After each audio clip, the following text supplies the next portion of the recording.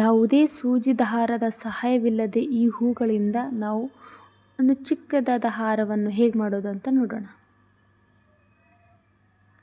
ಒಂದು ಹೂನ ಮೊದಲನೇ ಹೂಗೆ ಒಂದು ಸ್ವಲ್ಪ ಉಗುರಿನ ಸಹಾಯದಿಂದ ಪ್ರೆಸ್ ಮಾಡಿದ್ರಲ್ಲಿ ಹೋಲಾಗುತ್ತೆ. ಆ ಹೋಲಲ್ಲಿ ಎರಡನೇ ಹೂವನ್ನು ಹಾಕಬೇಕು. ಆ ಹಾಕಿದ ಎರಡನೇ ಹೂವಿಗೆ ಮತ್ತೆ ಉಗುರಿನ ಸಹಾಯದಿಂದ ಪ್ರೆಸ್ ಮಾಡಿ ಅದರಲ್ಲಿ ಮತ್ತೊಂದು ಹೂಗಳನ್ನು ಹಾಕಬೇಕು. ವಿಡಿಯೋಲಿ ನಿಮಗೆ ಕಾಣಿಸ್ತಾ ಇದೆ ಯಾವ ಥರ ಮಾಡಬೇಕು ಅಂತ.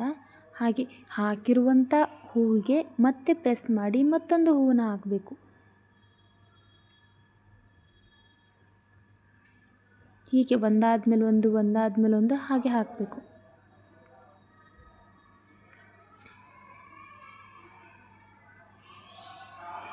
ಈ ಹೂಗಳನ್ನು ನಾವು ಚಕ್ರ ಹೂವು ಅಂತ ಕರಿತೀವಿ. ನಿಮ್ಮ ಕಡೆ ಯಾವ ಹೂವು ಅಂತ ಕರೀತಾರೆ ಅಂತ ಕಮೆಂಟ್ ಮಾಡಿ ಹೇಳಿ. ನೋಡಿ ಯಾವ ಥರ ಚೆನ್ನಾಗಿ ಕಾಣಿಸ್ತಿದೆ ಅಂತ ನೀವು ನೋಡ್ತಿರ್ಬೋದು.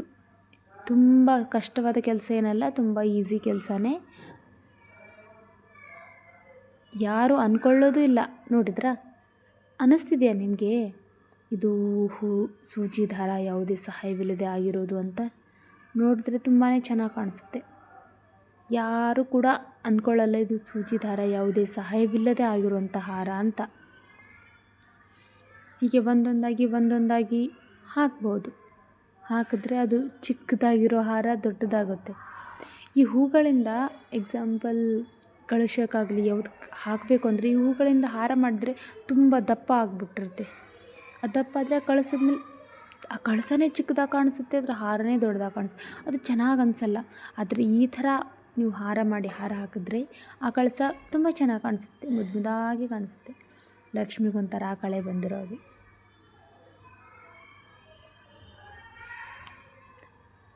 ನೀವು ಅನ್ಬೋದು ತುಂಬ ಲೇಟ್ ಆಗುತ್ತೇನೋ ಈ ಥರ ಮಾಡ್ಕೋತ ಕುಂತ್ರೆ ಅಂತ. ಅಲ್ಲ, 5-10 ನಿಮಿಷದಲ್ಲಿ ಆಗೋಗ್ಬಿಟ್ಟಿರುತ್ತೆ. ಜಾಸ್ತಿ ಟೈಮೂ ಹತ್ತಲ್ಲ. ನೋಡಿ, ಆಲ್ಮೋಸ್ಟ್ ಆಗಿ ಹೋಯಿತು. ಕಳಶಕ್ಕೆ ಎಷ್ಟು ಹಾರ ಹತ್ತುತ್ತೆ? ಸ್ವಲ್ಪನೇ. ನೋಡಿದ್ರೆ ಎಷ್ಟು ಚೆನ್ನಾಗಿ ಕಾಣಿಸ್ತದೆ.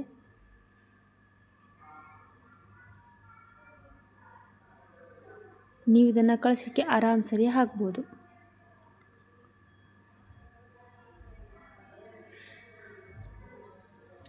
ನೋಡಿ ಎಷ್ಟು ಅಂದವಾಗಿ ಕಾಣಿಸ್ತಾ ಇದೆ.